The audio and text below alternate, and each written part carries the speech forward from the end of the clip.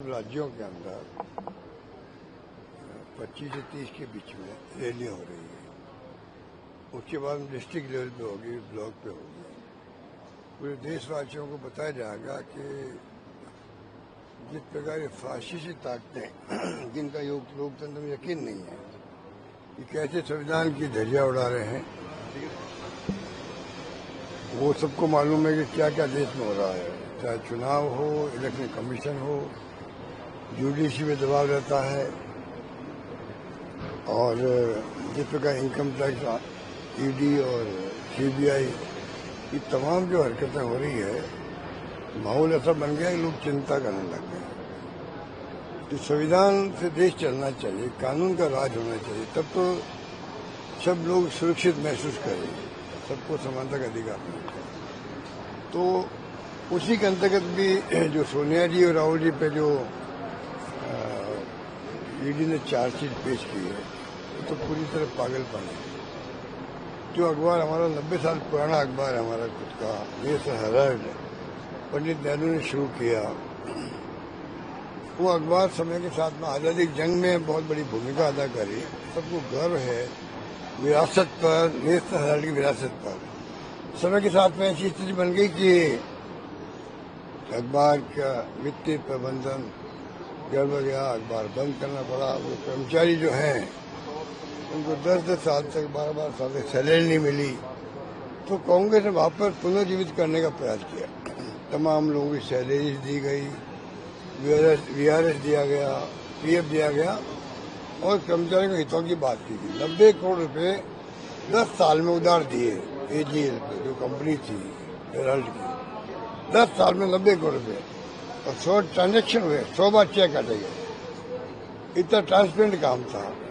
उसको लेके जो है जिस प्रकार से ये हरकतें कर रहे हैं, उसी में आप चार्जशीट कर रहे हैं। और जो कंपनी बनाई गई यंग इंडियंस के नाम से,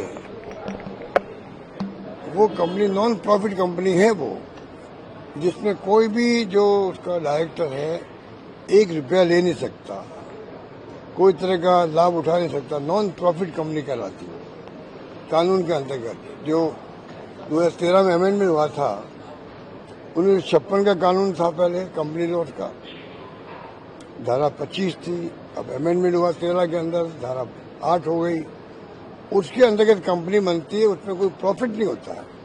इनको मालूम है, सरकार को मालूम है कि ये कंपनी नॉन प्रॉफिट वाली है, तब भी उसको लेके इश्यू बना दिया गया और नया केस बना करके आपने चार्जशीट पेश कर दी। तो आप सोच सकते हो कि जब सोनिया जी और राहुल जी पर केस हो सकता है, चार्जशीट पेश हो सकती है, हिंदुस्तान में कितने हमारे कार्यकर्ताओं पर, खाली कांग्रेस के नहीं, जो भी विपक्षी दलों के कार्यकर्ता है, काले झंडे दिखा दो। अभी सीकर में दिखाया, धरना दे बीकानेर के अंदर, तो लोग अरेस्ट कर लिए गए, तंग किए गए। पूरे देश भर में लोग, पत्रकार हो, साहित्यकार हो, लेखक हो, पॉलिटिकल कार्यकर्ता हो, जो सरकार के विरोध में लिखेगा, जो उसको जेल जाना पड़ेगा। कितने लोग जेलों में बैठे हुए हैं, किसी को मालूम है क्या? तो ये हालात जिस देश में हो गए हो, इसलिए संविधान बचाओ की रैली है, पूरे देश भर में हो रही है। जनता तक बात पहुंचाई जाएगी किस प्रकार की हरकतें ये फासिस्टी लोग कर रहे हैं, इनका मुकाबला किया जाएगा। आज पहलगाम में इतनी बड़ी घटना हुई है, पूरे देश एकजुट है उनके साथ में है। ये मैसेज दिया गया है विपक्षी दलों द्वारा भी, तमाम लोग हम आपके साथ खड़े हैं। एक तो भावना ये है विपक्षी दलों की, और एक भावना इनकी होती है बदले की भावना, इतना फर्क है।